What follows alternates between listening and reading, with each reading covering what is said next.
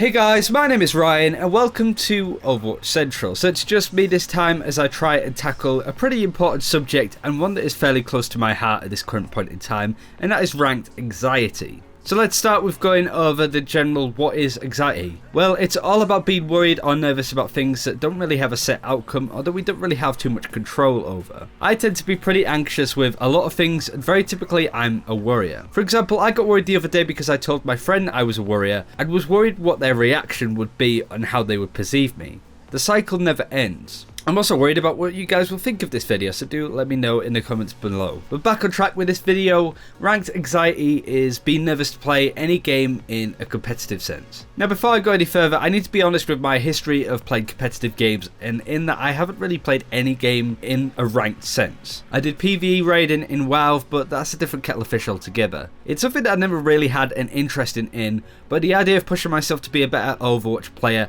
and climbing the ranks is very appealing to me.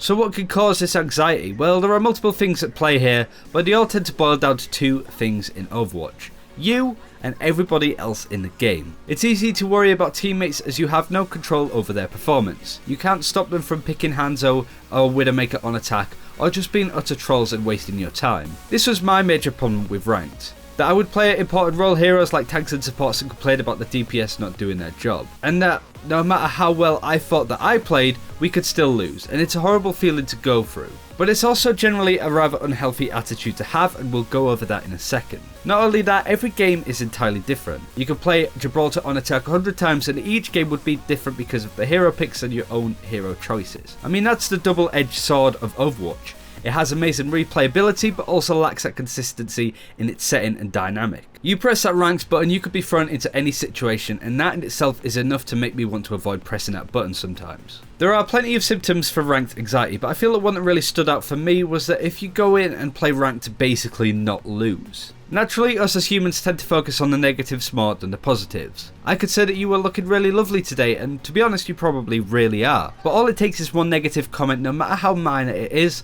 and you will focus on that for the rest of the day. That is just how we are wired. But going in to play ranked to climb and just not to really lose competitive points, it's already putting you at a sense of unease and putting pressure on you already before the game has even started. So you want to queue for ranked for a very specific reason. Not to climb or to avoid dropping, but to improve as a player, because that can be done with a win or a loss. A tip I want to go over I like to call the G-Bay tip. G-Bay is a League of Legends YouTuber that does a series of him climbing up the competitive system.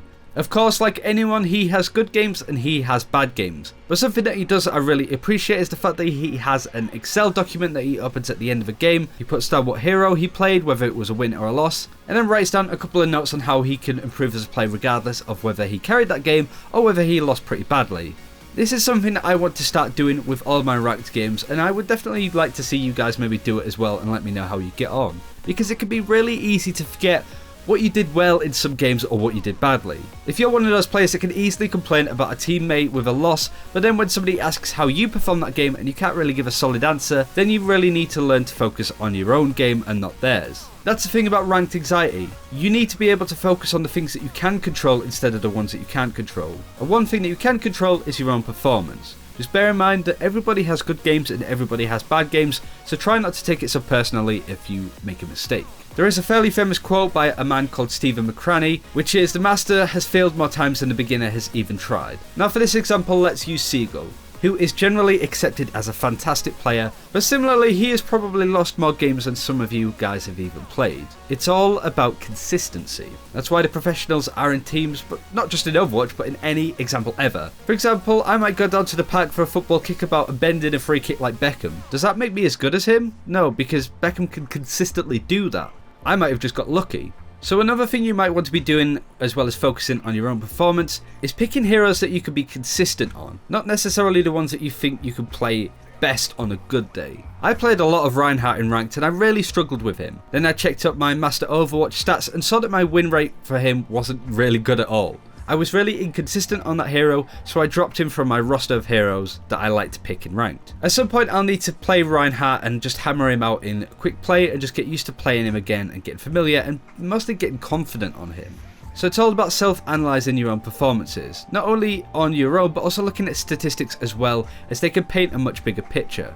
Master Overwatch is a great website to do this on. You can see what you might be doing well. You might be getting a lot of eliminations on a hero, but you might also be dying a lot more than the general percentile of players. From there, you want to note down your pros and cons in terms of how you play these heroes and take it from there. And last but not least, I just want to go over one very important thing.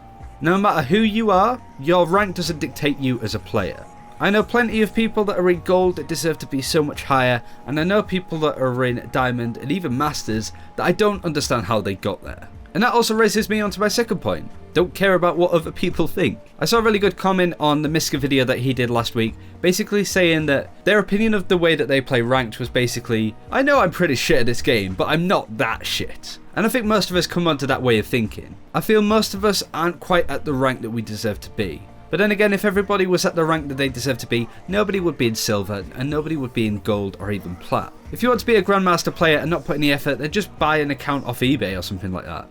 It's all about the progression. It's the journey, not the destination. And if you've had a horrible season 2 and it's just beyond salvaging, then just wait for season 3. Use this opportunity to practice some heroes in a ranked environment so that when season 3 comes out, you are very prepared with 3 or 4 heroes that you can play consistently well and play confidently. And that's it for this video. Thank you very much for watching. I hope that this discussion has helped and opened your eyes on how you may want to approach Overwatch in the future. You will have horrible games in ranked.